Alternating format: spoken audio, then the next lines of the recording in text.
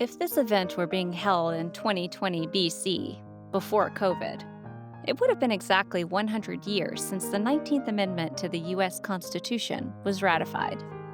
We apologize for the tardiness.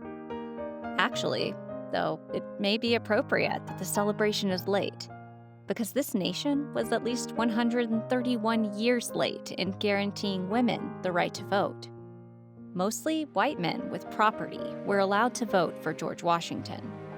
Sad to say, but Georgia, along with 11 other states, would have been even later accepting the amendment had it not been for our neighbor to the north, Tennessee.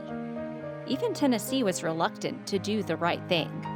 In a special session, the state's legislators straddled the fence with a 48-48 tie. 48 for ratification, 48 against.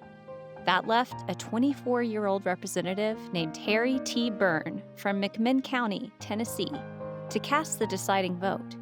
And even Byrne was tilting away from ratification. But then he read a letter from his mama, Phoebe Ensminger Byrne. She wrote, "Dear son, hurrah, and vote for suffrage. Don't keep them in doubt. I noticed some of the speeches against. They were bitter. I have been watching to see how you stood, but have not noticed anything yet."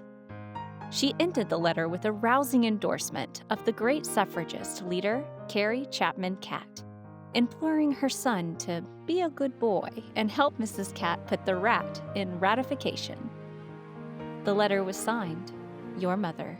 With that simple but direct message from his mother, Harry T. Byrne changed his mind and his vote.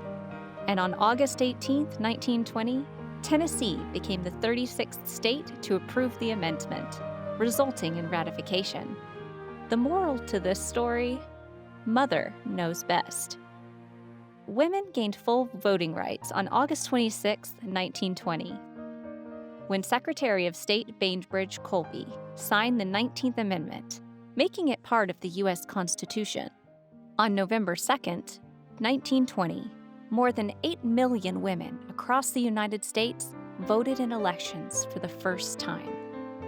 However, the amendment changed nothing for some states and territories, where women had been voting long before 1920. One region at the forefront, believe it or not, was the Wild West, where men were men and women were women. Leading the way was Wyoming, a territory that allowed women to vote as early as 1869, although it didn't become a state until 1890. Keep in mind that in Wyoming, men outnumbered women 6-1, leading historians to speculate that the territory had in mind not only gender equality, but also attracting more lovely single women. Ulterior motives or not, Wyoming got it started way before anyone thought of changing the U.S. Constitution.